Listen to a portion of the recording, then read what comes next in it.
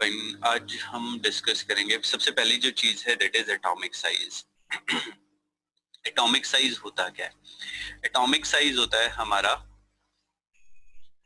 Nucleus के centre से लेके, ठीक है जी, न्यूक्लियस के सेंटर से लेके उसके आउटर मोस्ट शेल तक का जो डिस्टेंस होता है उसे हम बोलते हैं एटॉमिक रेडियस। ठीक है जी, एटॉमिक साइज या एटॉमिक रेडियस। क्लियर हो गया? We have different type of radius. यहाँ पे हम डिफरेंट टाइप ऑफ रेडियस पढ़ते हैं, वो सब के बारे में बहुत ज्यादा डिस्कशन में नहीं करूंगा। कोवेलेंट रेडियस हमने पढ़ा था, मेटालिक रेडियस पढ़ा था, और हम पढ़ेंगे यहाँ पे आयनिक रेडियस के बारे में। ठीक है जी। कोवेलेंट में क्या होता है? शेयरिंग ऑफ इलेक्ट्रॉन्स होता है। यहाँ पे एक न्यूक्लियस से दूसरे न्यूक्लियस का डिस्टेंस होता है और इसका हाफ कर देते हैं तो वो हमारा कोवेलेंट रेडियाई आ जाता है। वो हमारा कोवेलेंट रेडियाई आ जाएगा। मतलब क्या किया हमने? जो इंटरन्यूक्लियर डिस्टेंस था ए और बी का, उसका हाफ कर दिया तो वो आ गया हमारा कोवेलेंट रेडियाई।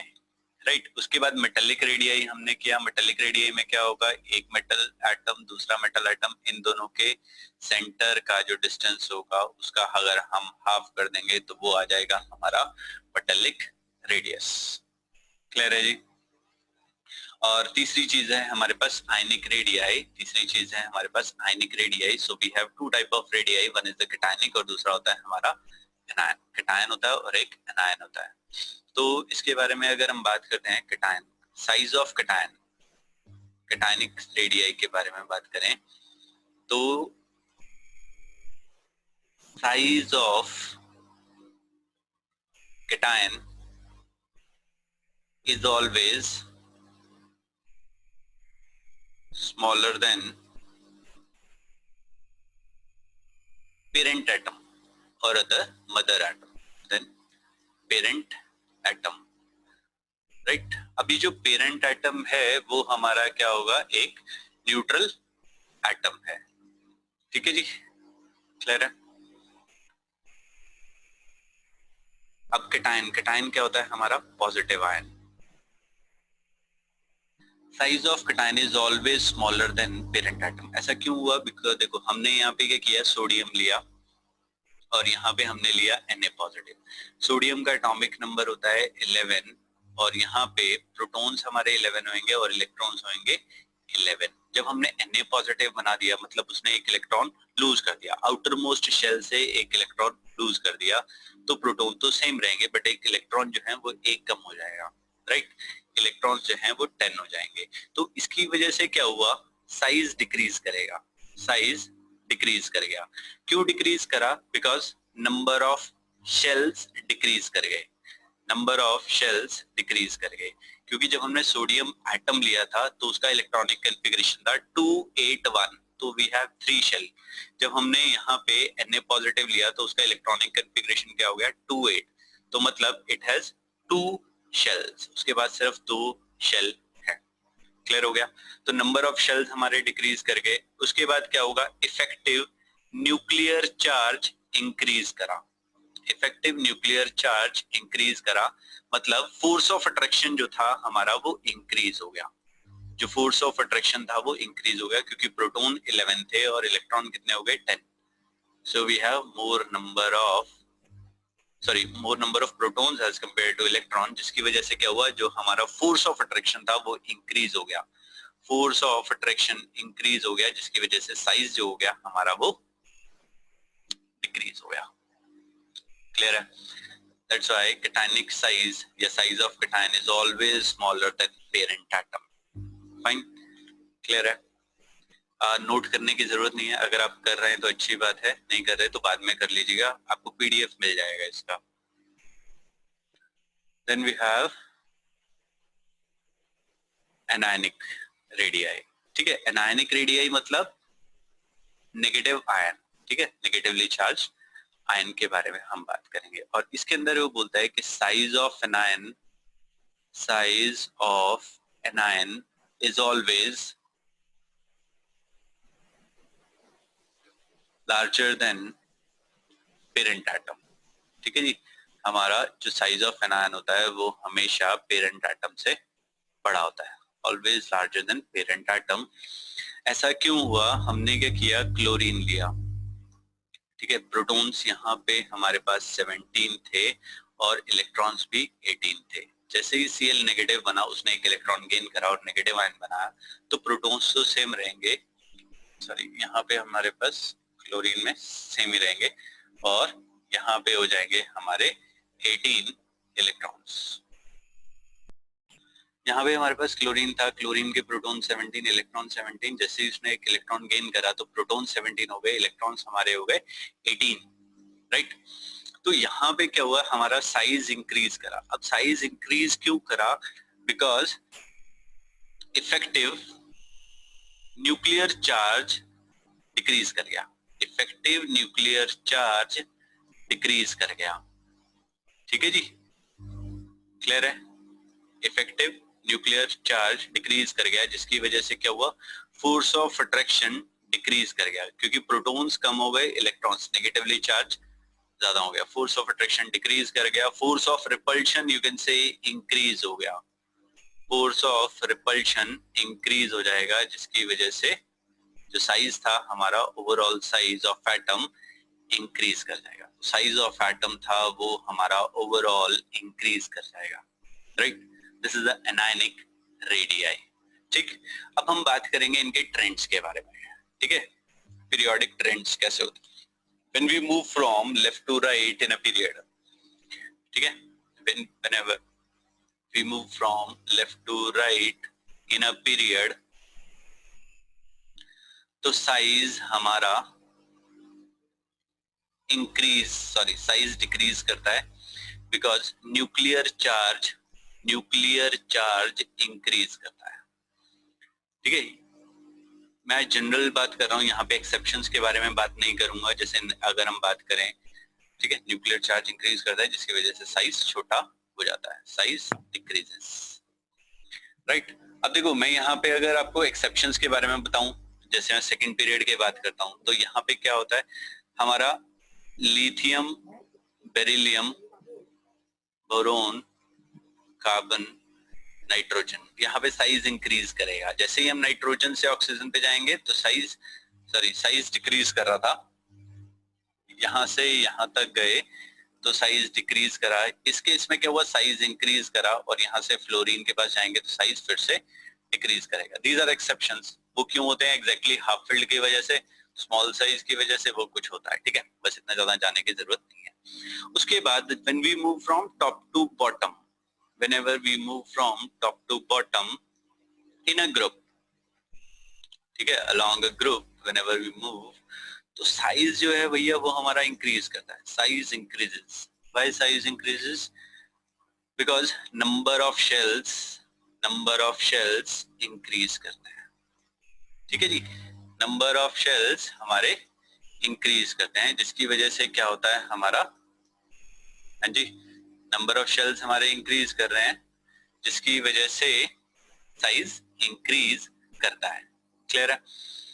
अब देखो एक चीज आएगी, आपने शायद +1 में नोटिस किया हो या नहीं किया हो, I don't know, whenever we move from left to right, जब भी हम लेफ्ट टू राइट जा रहे थे इन अ पीरियड, राइट, तो साइज डिक्रीज कर रहा था। क्यों? क्योंकि न्यूक्लियर चार्ज इंक्रीज कर रहा था। अब न्यूक्लियर चार्ज का मतलब है एटॉमिक नंबर बढ़ेगा, ठीक है, न्यूक्लियर चार्ज का मतलब होता है एटॉमिक नंबर इंक्रीज करेगा। When we are moving down in a group, तो न्यूक्लियर चार्ज तो तब भी इंक्रीज कर रहा है क्योंकि एटॉमिक नंबर तो इंक्रीज कर रहा है। न्यूक्लियर चार्ज मेरा इंक्रीज करा, बट स्टिल साइज, अब न्यूक्लियर चार्ज इंक्रीज कर रहा है, जिसकी वजह से क्या होना चाहिए, साइज डिक्रीज करना चाहिए। न्यूक्लियर चार्ज मेरा इंक्रीज कर रहा है, एटॉमिक नंबर बढ़ रहा है जब हम डाउन द ग्रुप जा रहे हैं, है ना, तो साइज डिक्रीज करना चाहिए, बट हो क्या रहा है यहाँ पे, साइज इंक्रीज कर रहा है। ऐसा क्यों? सर शील्डिंग इफेक्ट के कारण। बिल्कुल सही, बिकॉज ऑफ शील्डिंग इफेक्ट, ठीक है जी। जब हम डाउन द ग्रुप जा रहे थे, न्यूक्लियर चार्ज इंक्रीज कर रहा था, तो साइज डिक्रीज करना चाहिए, बट हमारा साइज इंक्रीज कर रहा है। ऐसा क्यों हुआ? ऐसा क्यों हुआ? देखो, जब हम डाउन द ग्रुप जा रहे थे,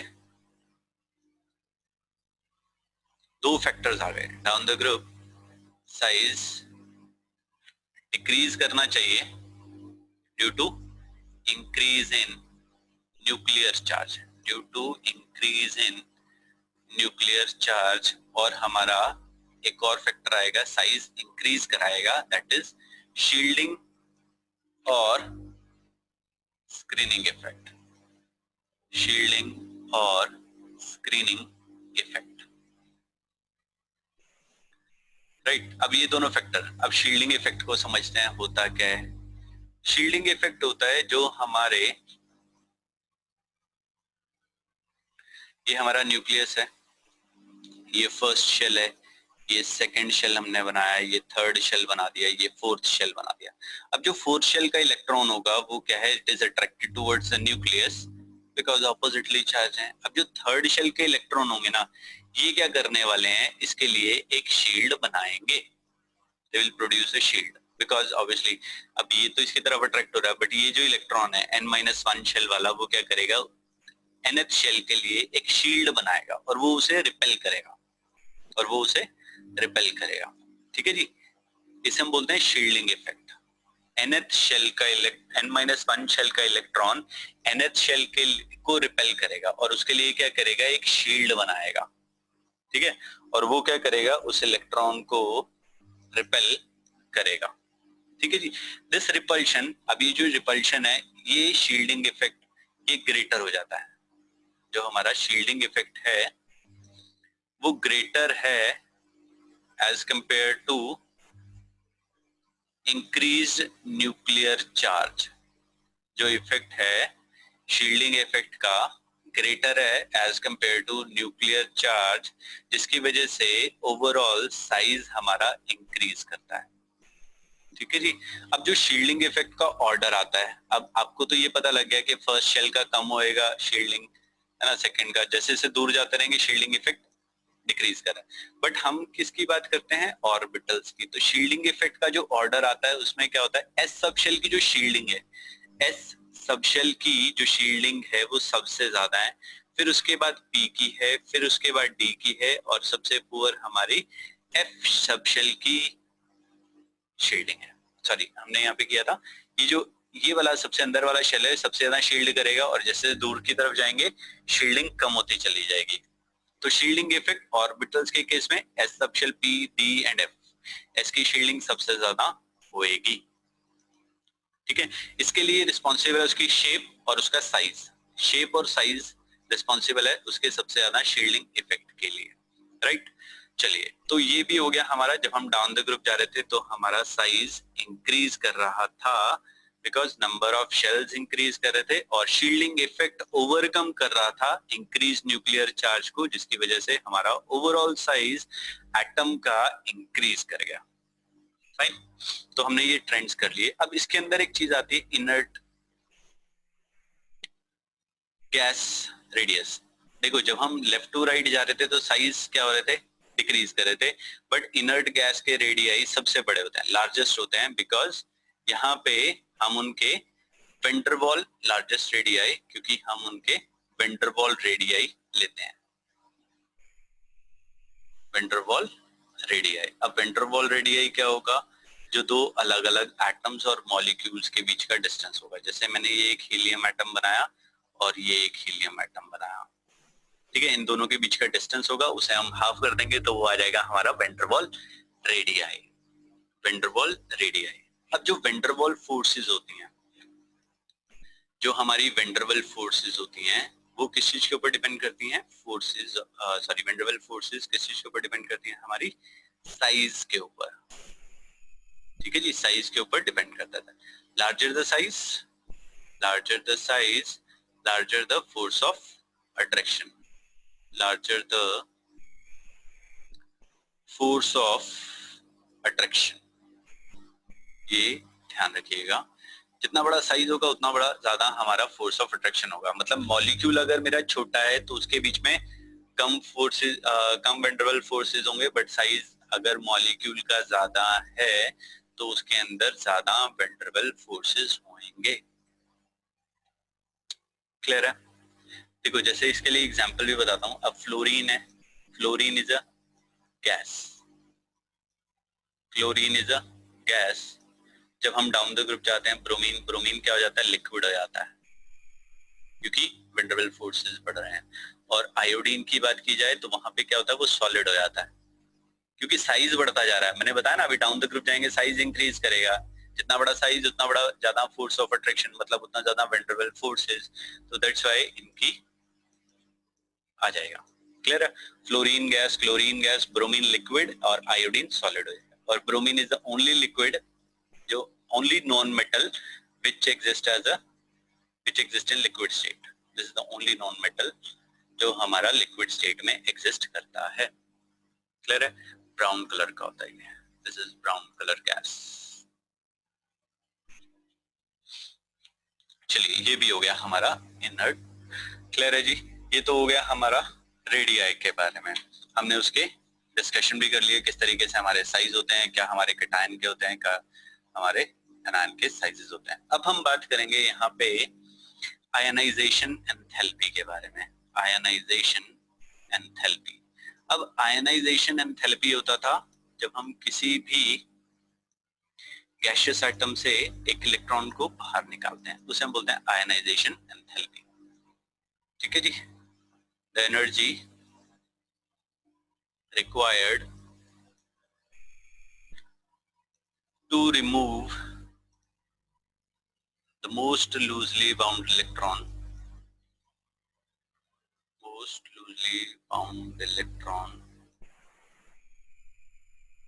from an isolated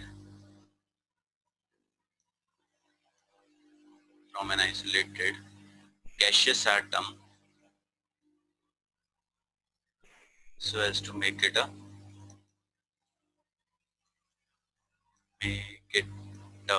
positively charged ion.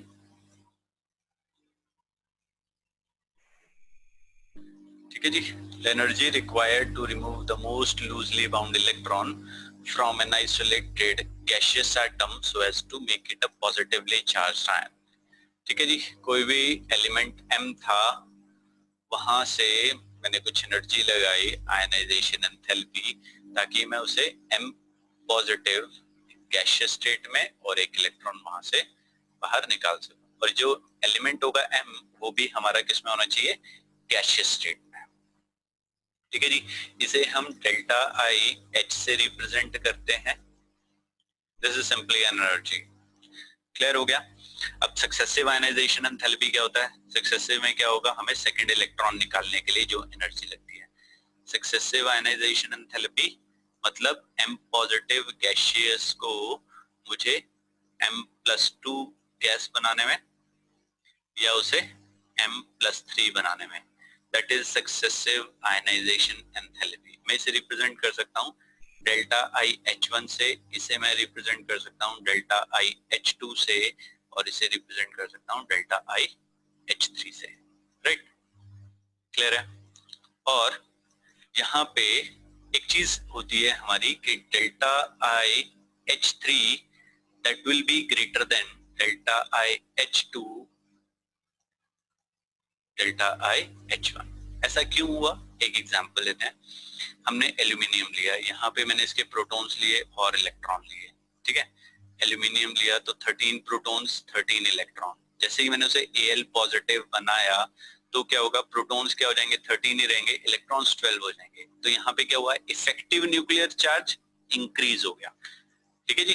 Force of attraction increase हो गई, फोर्स ऑफ अट्रैक्शन इंक्रीज हो गई, साइज डिक्रीज कर जाएगा, साइज डिक्रीज कर जाएगा। इफेक्टिव न्यूक्लियर चार्ज इंक्रीज करेगा, जिसकी वजह से क्या करेगा, साइज छोटा हो गया तो मुझे और इलेक्ट्रॉन निकालने के लिए क्या करना पड़ेगा, ज्यादा एनर्जी की जरूरत पड़ेगी, ज्यादा एनर्जी की जरूरत पड़ेगी। ठीक है जी? और फिर और छोटा हो जाएगा, यहाँ पे फोर्स ऑफ अट्रैक्शन और इंक्रीज हो जाएगी, साइज और छोटा हो जाएगा, इफेक्टिव न्यूक्लियर चार्ज और इंक्रीज हो गया। और फिर यहाँ पे हमने क्या किया, Al+3 बना दिया, प्रोटॉन्स तो 13 ही रहे और इलेक्ट्रॉन्स कितने रह गए, 10। तो हमें क्या करता रहना पड़ेगा, इलेक्ट्रॉन्स कम होते जा रहे हैं, साइज छोटा होता जा रहा है, तो हमें और ज्यादा एनर्जी लगानी पड़ेगी वहां से इलेक्ट्रॉन्स को पुल करने के लिए। राइट? तो ये हो गया हमारा आयनाइजेशन एंथैल्पी। क्लियर है? तो ये चीज हमें याद रखनी है। क्लियर है कि डेल्टा IH3 हमेशा ग्रेटर रहेगी देन डेल्टा IH2 और डेल्टा IH1 से, राइट। अब हम इसके फैक्टर्स के बारे में बात करेंगे, ठीक है। कुछ फैक्टर्स आते हैं, बहुत ज्यादा डीप में नहीं जाऊंगा इसमें क्योंकि वो काम नहीं करेंगे, हमें क्या कैसे कैसे क्या क्या था, तो उस चीज के लिए हमें बहुत ज्यादा डीप में जाने की जरूरत नहीं है, ठीक है। ये फैक्टर्स को मारते हैं गोली। हम यहाँ पे जनरल ट्रेंड्स के बारे में बात करते हैं, उसी के अंदर मैं सारे कवर अप कर दूंगा ट्रेंड्स, ठीक है जी। जनरल ट्रेंड्स के बारे में बात करते हैं। दो तरीके के ट्रेंड आते हैं हमारे पास, when we move from left to right in a period and top to bottom in a group. तो पहले हम बात करेंगे left to right. Left to right in a period, तो यहाँ पे क्या होता है, whenever we move from left to right in a period, ionisation enthalpy हमारा इंक्रीज करता है। आयनाइजेशन एंथैल्पी इंक्रीज करता है। क्यों होता है? देखो, जब हम लेफ्ट टू राइट जा रहे थे तो साइज क्या करता है हमारा, डिक्रीज कर रहा है। फोर्स ऑफ अट्रैक्शन क्या कर रहा है, इंक्रीज कर रहा है। तो मुझे इलेक्ट्रॉन निकालने के लिए क्या करना पड़ेगा, ज्यादा एनर्जी की जरूरत पड़ेगी।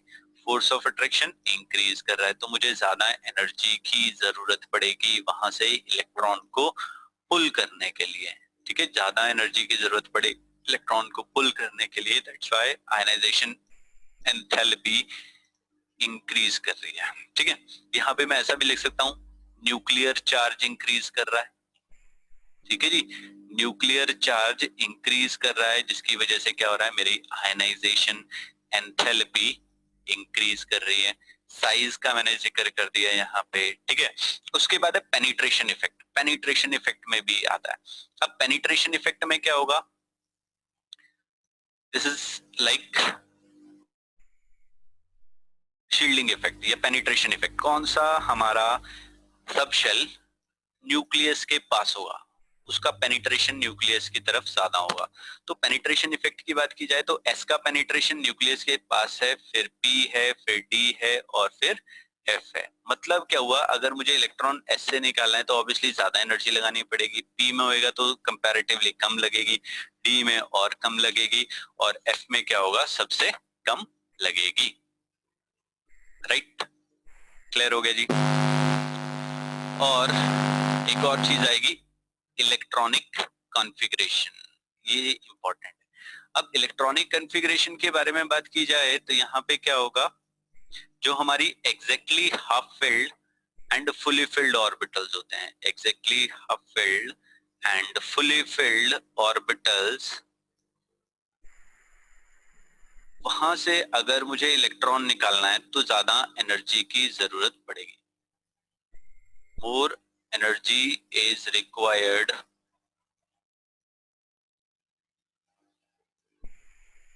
To remove the electron.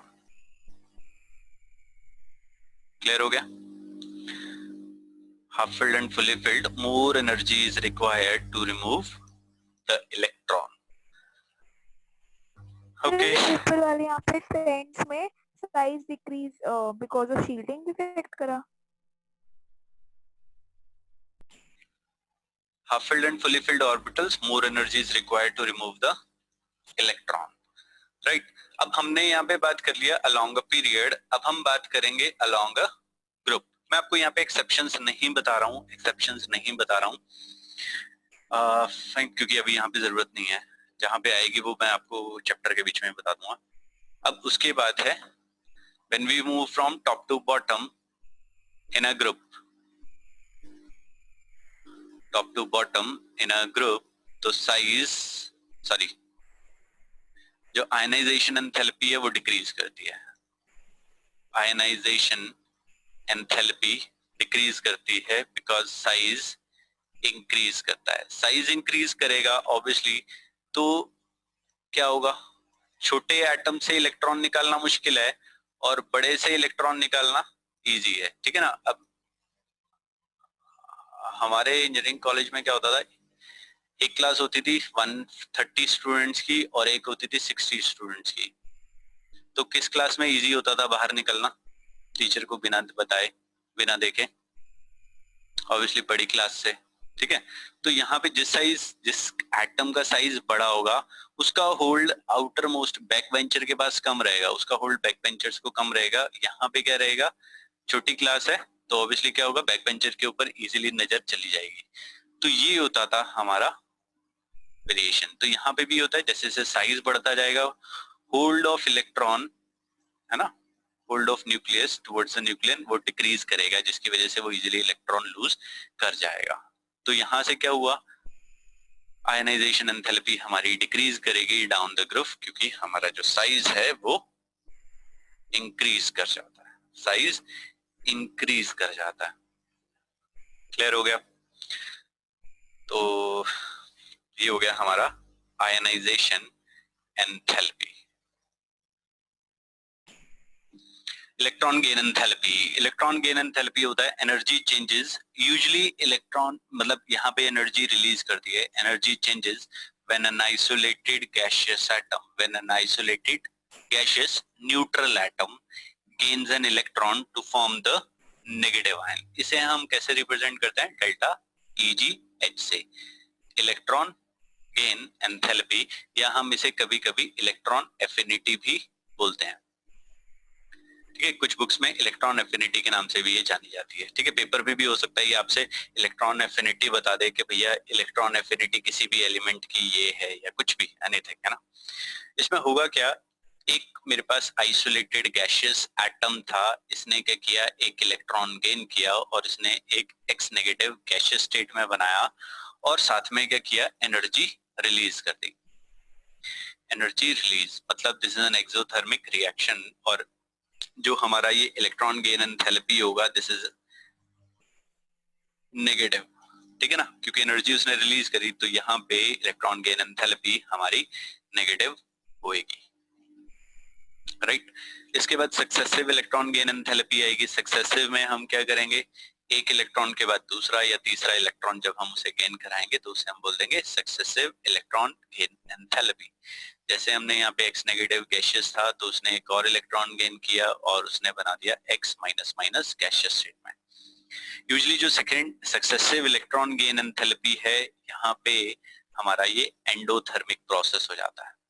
ठीक है, ये हमारा एंडोथर्मिक प्रोसेस हो जाएगा। ठीक है, ये हम बाद में पढ़ेंगे, चैप्टर में बता दूंगा कहाँ पे क्यों कैसे होता है। ठीक है, चलो अभी बता ही देता हूँ। हमने यहाँ पे ऑक्सीजन लिया, ऑक्सीजन गैसियस स्टेट में था, उसने एक इलेक्ट्रॉन गेन किया और उसने बनाया O minus in the gaseous state. यहाँ पे जो इसकी इलेक्ट्रॉन गेन एंथैल्पी 1 आया, तो यहाँ पे क्या किया उसने, रेडिली इलेक्ट्रॉन एक्सेप्ट कर लिया, तो उसकी एनर्जी कितनी आएगी, -141 किलो जूल पर मोल, इतनी एनर्जी उसने रिलीज कर दी।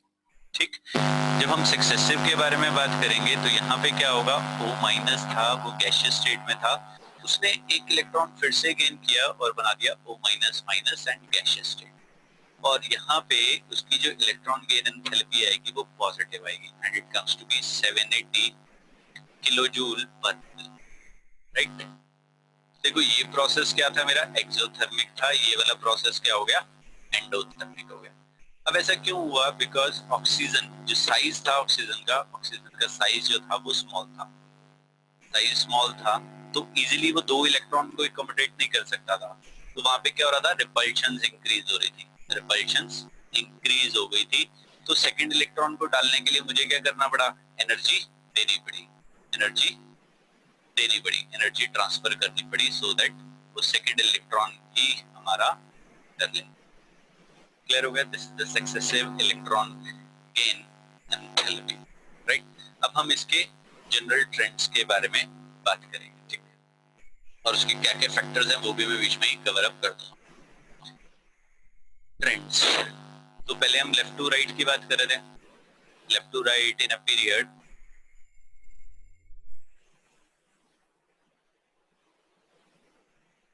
left to right in a period, fine।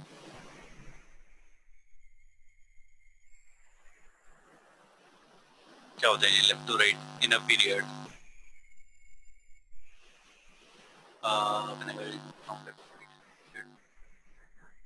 Electron gain enthalpy, हम भाई देखो साइज क्या हो रहा है, whenever we move from left to right size हमारा डिक्रीज करता है। तो जो टेंडेंसी होती है साइज छोटा हो रहा है, फोर्स ऑफ अट्रैक्शन इंक्रीज करेगा, तो इलेक्ट्रॉन गेन एंथैल्पी इंक्रीज करती है। तो इलेक्ट्रॉन गेन एंथैल्पी इंक्रीज करती है। क्लियर हो गया भाई? साइज डिक्रीज करा, इलेक्ट्रॉन गेन एंथैल्पी इंक्रीज करेगी। तो एटॉमिक साइज से हम इसे रिलेट कर सकते हैं। अगर वो पूछता है फैक्टर्स के बारे में, तो एक फैक्टर इन्होंने बताया कि एटॉमिक साइज। तो एटॉमिक साइज के अकॉर्डिंग हम यहाँ पे बता सकेंगे, अगर मेरा साइज डिक्रीज कर रहा है तो भैया इलेक्ट्रॉन गेन एंथैल्पी क्या होने वाली है, इंक्रीज करेगी। क्लियर है? Size left to right decrease कर रहा है, फोर्स ऑफ अट्रैक्शन इंक्रीज करेगा, या you can say non metallic character increase करता है। ठीक है, नॉन मेटेलिक कैरेक्टर इंक्रीज करता है। हमारे एक्सट्रीम लेफ्ट पे क्या है, मेटल्स हैं, और एक्सट्रीम राइट पे क्या है, नॉन मेटल्स हैं। और नॉन मेटल्स की टेंडेंसी होती है इलेक्ट्रॉन्स को गेन करने की। तो नॉन मेटेलिक कैरेक्टर इंक्रीज करता है whenever we move from left to right. Right. Second factor, एक और फैक्टर दिया गया है न्यूक्लियर चार्ज। न्यूक्लियर चार्ज भी हमें क्लियर हो गया है, whenever we move from left to right in a period, है ना, न्यूक्लियर चार्ज क्या करता है, इंक्रीज करता है। साइज तभी डिक्रीज कर रहा था, न्यूक्लियर चार्ज इंक्रीज कर रहा है तो भी हमारी क्या हो रही है, इलेक्ट्रॉन गेन एंथैल्पी इंक्रीज कर रही है। क्लियर हो गया? अब इलेक्ट्रॉनिक कॉन्फ़िगरेशन, इलेक्ट्रॉनिक कॉन्फ़िगरेशन में क्या होगा, जो हमारी half filled and fully filled होंगे, half filled and fully filled orbitals,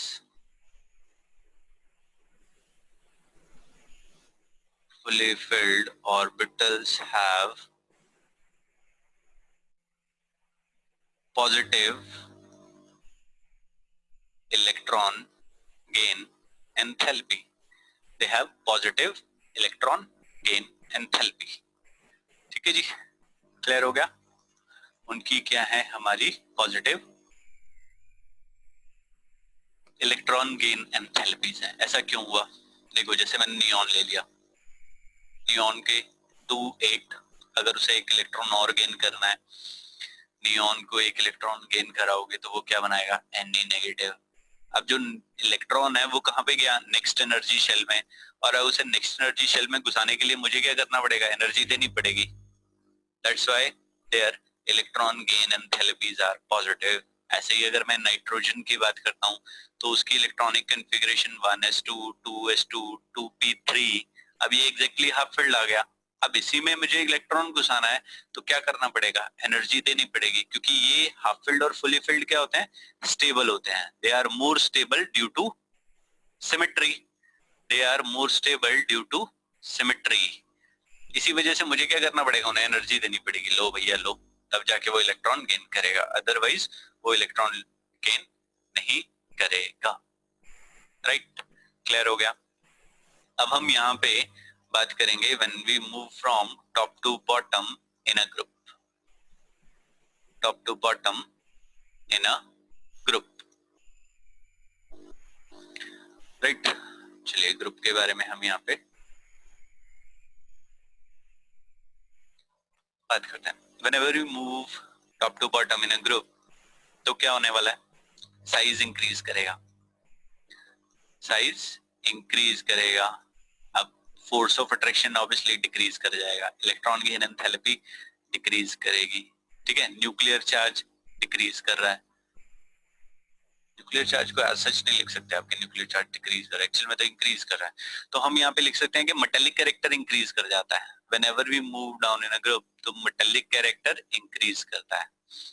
तो नॉन मेटल्स की टेंडेंसी नहीं होती है कि वो इलेक्ट्रॉन्स गेन करेंगे, तो that's why electron gain enthalpy हमारी डिक्रीज करती है डाउन द ग्रुप। क्लियर है? वेरिएशंस आएंगे fluorine, chlorine, oxygen and sulphur का, वो हम वहीं पे डिस्कस कर लेंगे। राइट, और ये भी हो गया हमारा इलेक्ट्रॉन गेन एंथैल्पी। जनरल चीजें थी वो मैंने आपको बता दी हैं। Next we have electronegativity.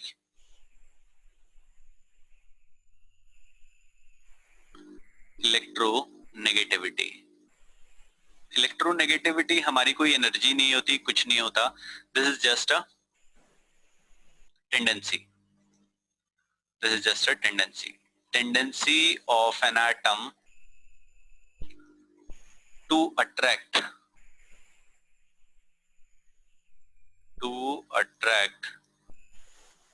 the shared pair of electrons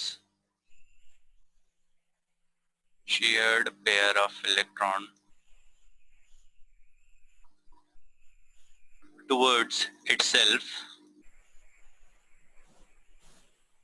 in a covalently bonded atom.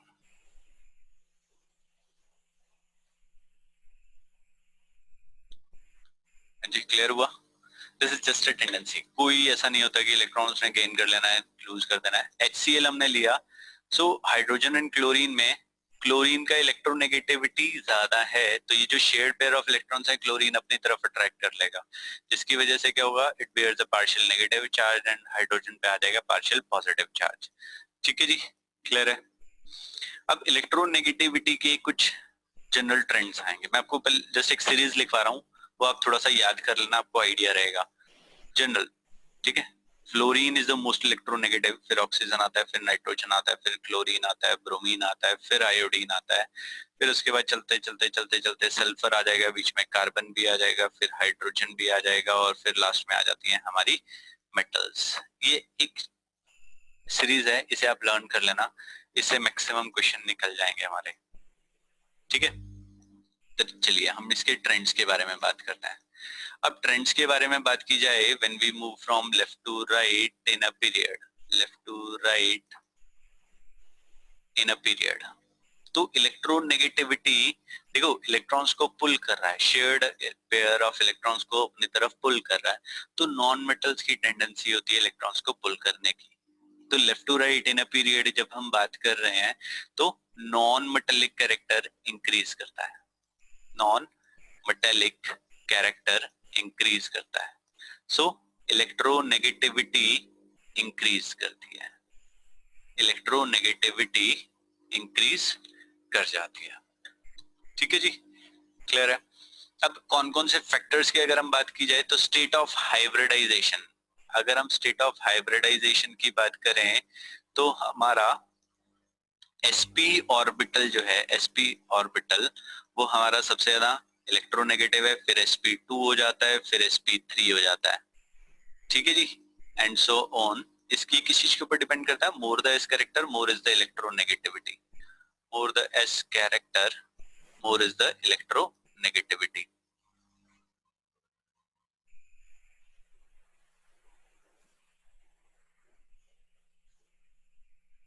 Clear है जी? More the S character more is the electronegativity. यहाँ पे एस कैरेक्टर 50% है, यहाँ पे एस कैरेक्टर 33% है, यहाँ पे एस कैरेक्टर 25% है। तो जितना ज्यादा एस कैरेक्टर होगा उतनी ज्यादा इलेक्ट्रोनेगेटिविटी होती रहेगी। Next we have oxidation state. Oxidation states की अगर हम बात करते हैं तो जो जिस आयन पे ज्यादा चार्ज होगा ऑब्वियसली वो इलेक्ट्रॉन्स को स्ट्रांगली पुल करेगा एज कंपेयर टू जिसके ऊपर कम चार्ज होगा। Sn+4 will attract electron more vigorously as compared to Sn+2 ion। Clear है जी? ये हो गए हमारे इलेक्ट्रोनेगेटिविटी के। क्लियर हो गया? अब हम यहाँ पे ट्रेंड्स में बात करेंगे top to bottom in a group. Top to bottom in a group, तो क्या होगा, जब हम डाउन द ग्रुप जा रहे हैं मेटेलिक कैरेक्टर इंक्रीज कर रहा है, नॉन मेटेलिक कैरेक्टर डिक्रीज कर रहा है, तो ऑब्वियसली क्या होने वाला है, नॉन मेटेलिक कैरेक्टर डिक्रीज करने वाला है, नॉन मेटेलिक कैरेक्टर डिक्रीज करेगा तो इलेक्ट्रो नेगेटिविटी डिक्रीज कर जाएगी। ठीक है जी, इलेक्ट्रो नेगेटिविटी हमारी डिक्रीज करेगी। Fine.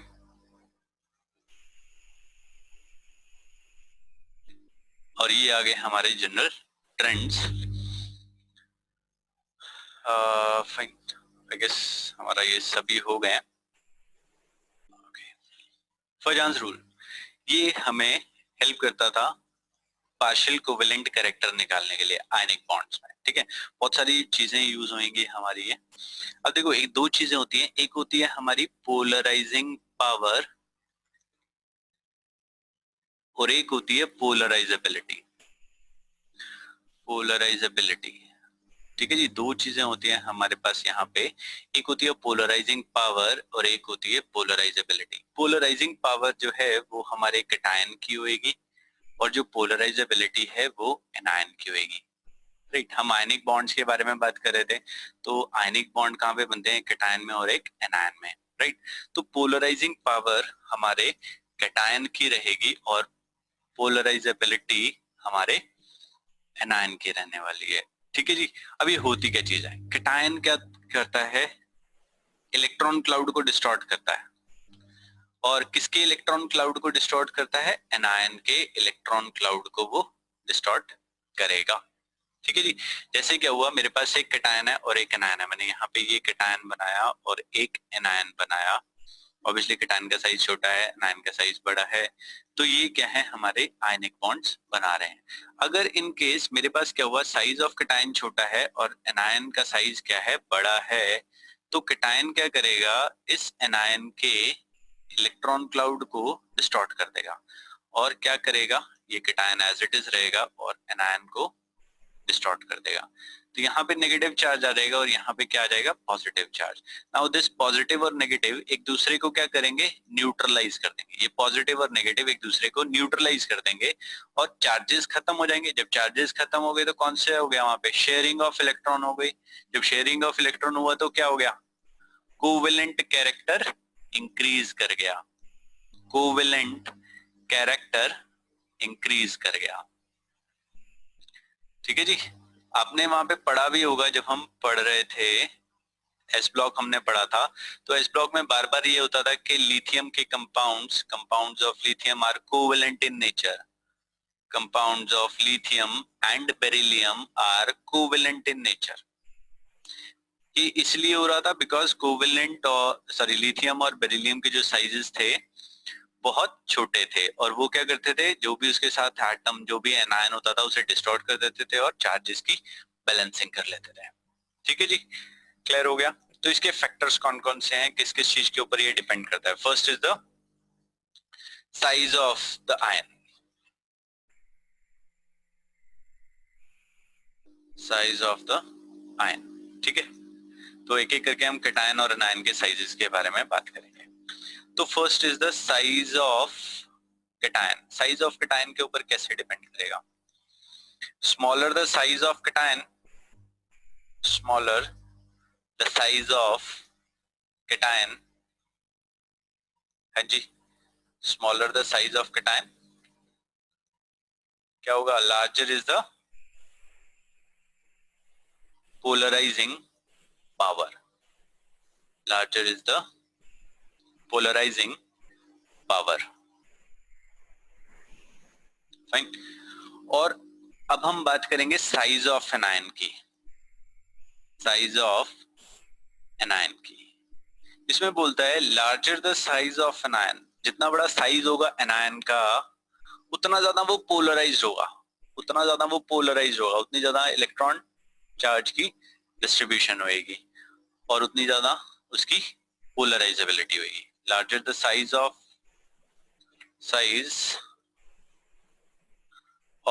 anion, larger is the polarizability, right? Larger is the polarizability. I guess ये चीजें क्लियर होंगी, स्मॉलर साइज, लार्जर साइज। इसके बाद नेक्स्ट फैक्टर के बारे में हम बात करते हैं, that is charge on the cation, charge on the ion, charge on the ion. अब आयन के बारे में हम बात करें तो इसका first part, larger the size on cation, larger the size, charge on cation, अगर कैटायन पे ज्यादा चार्ज है तो उसका साइज क्या हो जाएगा, छोटा हो जाएगा. Larger the size of cation, smaller is the size. अब साइज छोटा हो गया, पॉजिटिव चार्ज ज्यादा है, मैग्नीट्यूड ज्यादा है, ठीक है, फोर्स ऑफ अट्रैक्शन ज्यादा होएगा, तो वो क्या करेगा, ज्यादा पोलराइजिंग पावर होगी. Smaller the size and hence larger the polarising power. वो एनायन को ज्यादा स्ट्रांगली पुल करेगा, वो एनायन को ज्यादा स्ट्रांगली पुल करेगा और ज्यादा डिस्टॉर्ट करेगा, तो उसकी पोलराइजिंग पावर ज्यादा होएगी. सेकंड हम बात करेंगे एनायन के ऊपर. Larger the charge on anion, larger the charge on anion. अब जितना ज्यादा चार्ज होएगा, जितने ज्यादा उसने इलेक्ट्रॉन गेन करे हैं, उतना बड़ा उसका साइज होएगा. Larger the size, larger is the size और उसकी polarisability, and hence larger is the, larger the polarisability. ठीक है जी. इसको समझने के लिए हम क्या करते हैं, तीन आयन लेते हैं. एक n-3 लिया, एक O-2 लिया और एक F- लिया.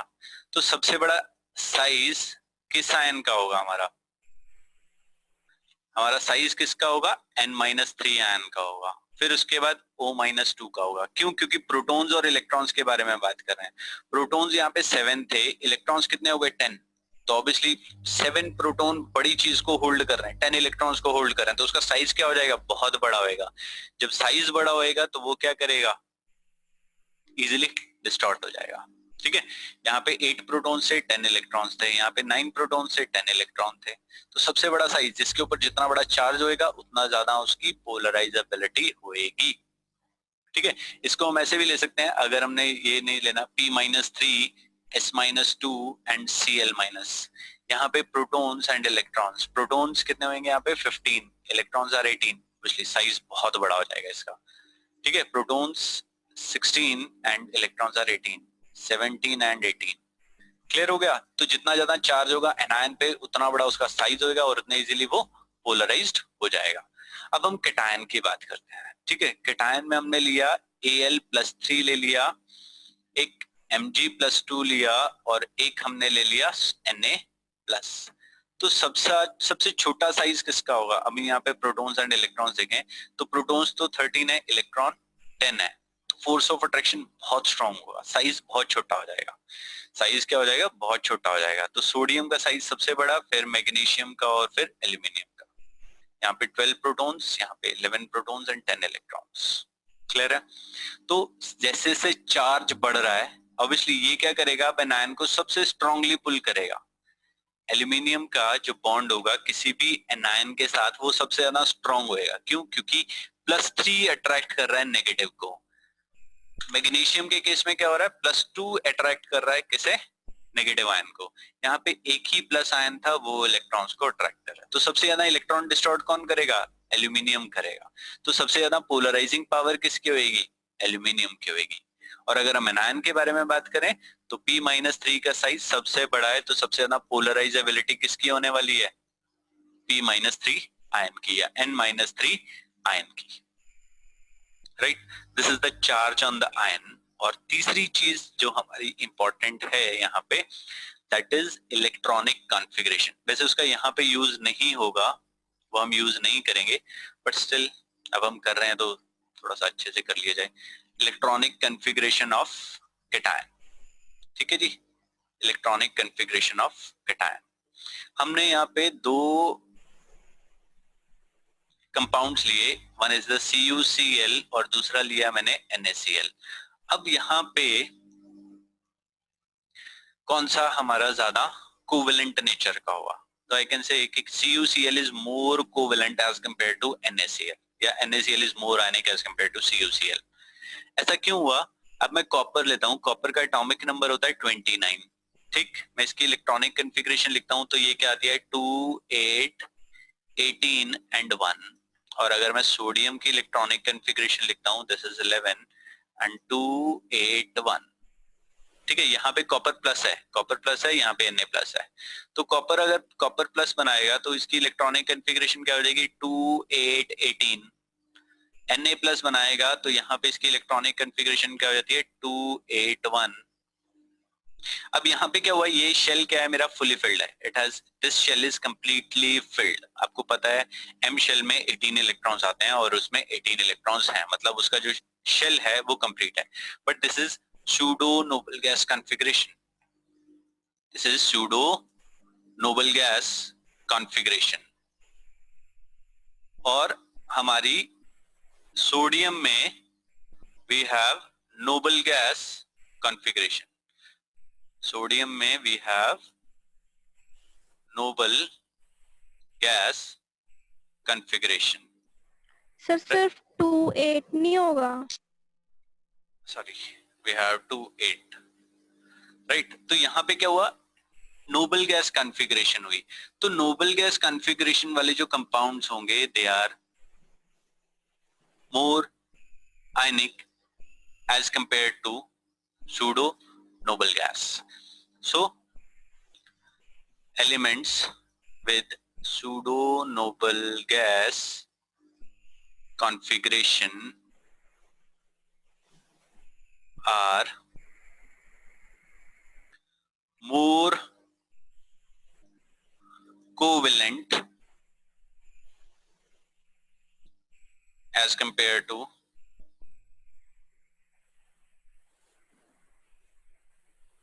noble gas configuration ion. Fine. Sir pseudo noble gas and simple noble gas में क्या डिफरेंस होता है?